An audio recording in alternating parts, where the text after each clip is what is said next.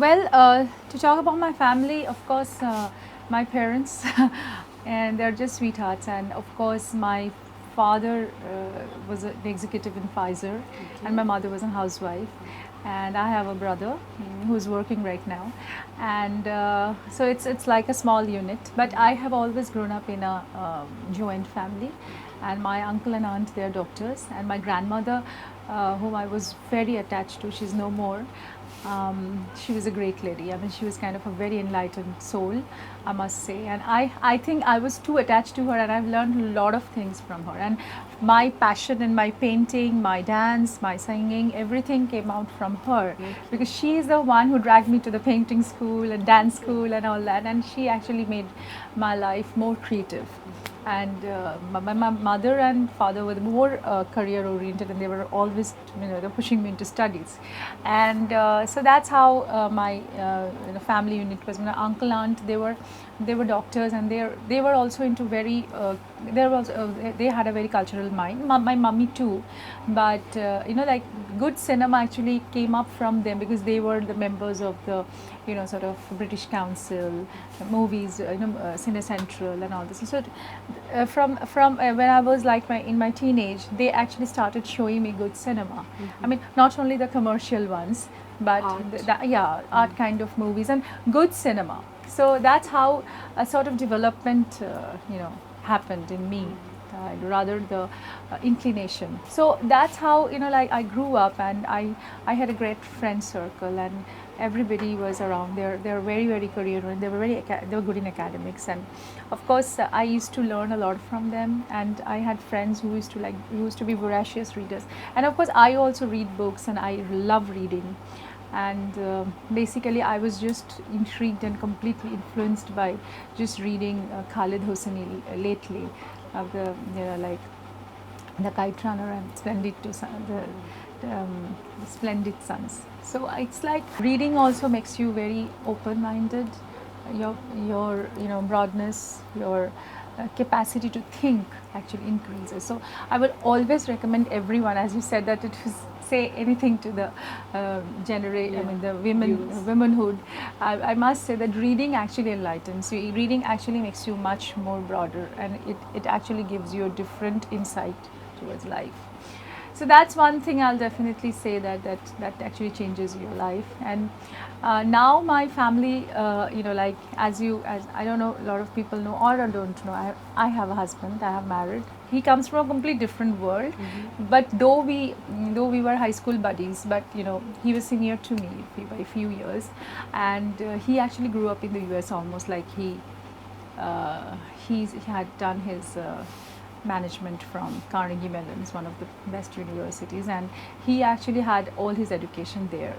And so right now he's a venture funding guy, and he's a venture capitalist. He's a partner with Columbia, and he actually built a lot of companies. He was an entrepreneur, and now he has shifted into a different profession. So he has his own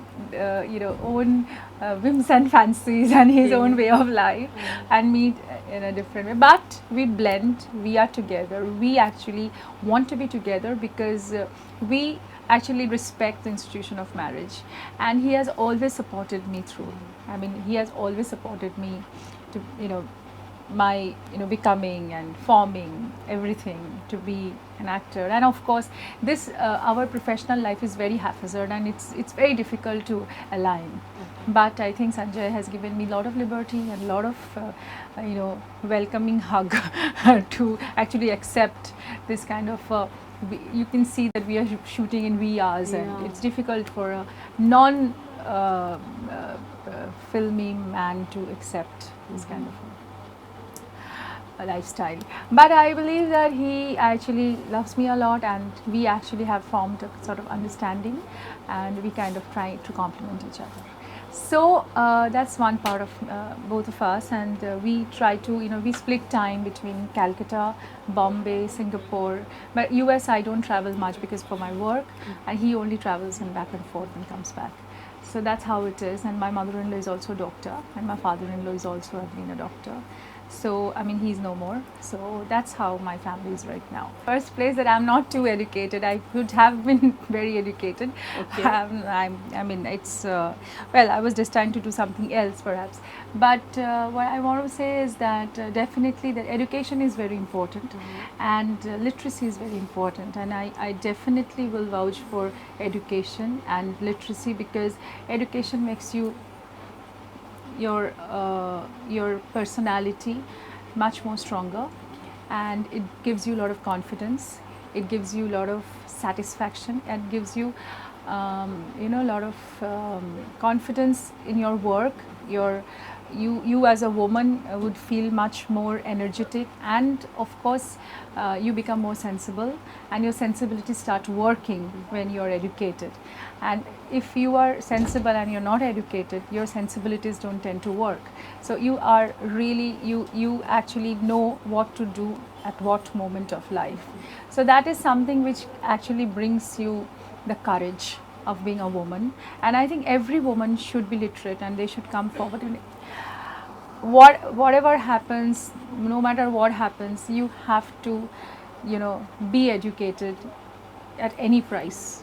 Like that, that is my message to all the women across the world, that I know there are a lot of adverse conditions where women are treated very miserably, where they don't actually get education, they can't get hold of anything which is close to education. But you have to make a sincere effort to make this possible, and then only our lives would be better, then only this world will be a better place to live. And women should always feel that they are no less than anybody, they are actually more stronger than anybody else. So I always feel that in me, that of course we can do everything under the sun which can be done by men. And it's not, I'm not becoming talking like a feminist or anything like that sort, but it's like there's a human urge, feeling very good to be a woman. That is the only thing I must say. And I think that's the last thing what I want to say is that women make this world a beautiful place to live, and women are most beautiful creatures of this whole earth. You have to be very positive. Okay. You have to have a very positive mind.